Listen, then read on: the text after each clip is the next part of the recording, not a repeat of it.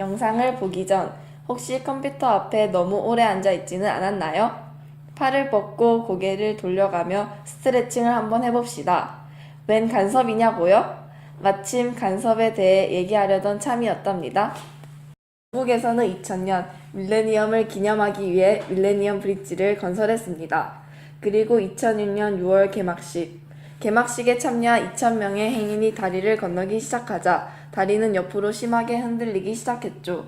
모든 사람들이 당황하고 놀랐습니다. 결국 밀레니엄 브릿지는 3일 만에 폐쇄되었죠. 어떻게 된 일일까요? 사건의 핵심은 바로 파동의 간섭입니다. 파동의 간섭이 무엇인지 알아보기 위해 우선 파동이 무엇인지 알아봅시다. 간단히 눈으로 보이는 예를 들어봅시다. 잔잔한 연못에 돌멩이를 던져본 적이 있나요? 연못에 돌멩이를 던졌을 때 점점 퍼져나가는 원형의 물결이 파동의 예랍니다. 대충 파동이 어떤 것인지 상상 가시나요? 파동이란 공간이나 물질의 한 부분에서 주기적인 진동이 시간의 흐름에 따라 주위로 퍼져나가는 현상을 의미합니다. 그럼 어디 한번 파동을 살펴볼까요? 구불구불 척척 상중 꼭대기를 산마루라고 하지요.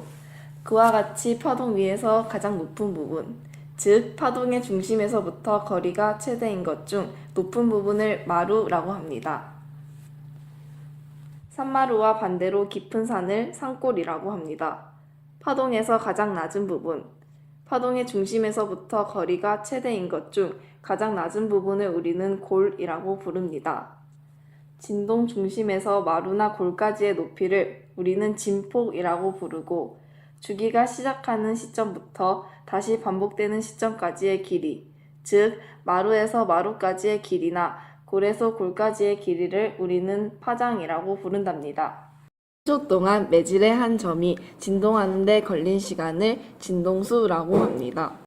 1924년 발표된 드브로이의 물질파 가설에 의하면 모든 물질은 파동성을 지닌다고 합니다. 그 말인즉 파동을 가지며 진동수도 함께 가진다는 뜻이지요.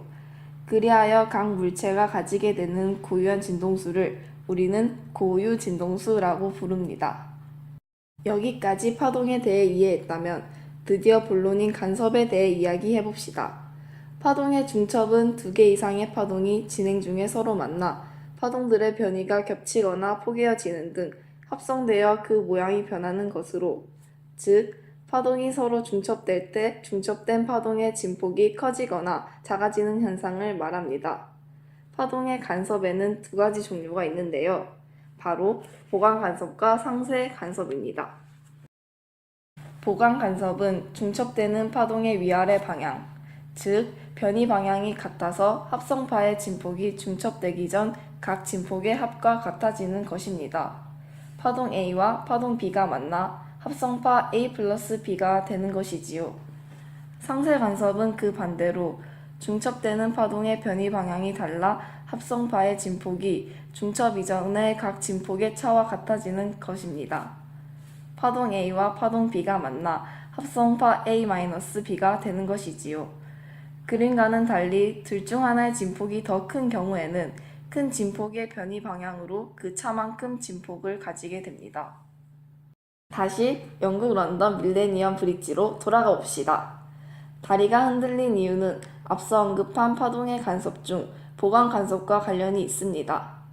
밀레니엄 브릿지도 하나의 물질로서 고유 진동수를 가졌고 사람들의 걸음이 이 고유 진동수와 가까워져 파동의 중첩, 즉 보강 간섭이 일어나 커다란 진동이 일게 된 것이지요. 이제 궁금증이 풀리셨나요?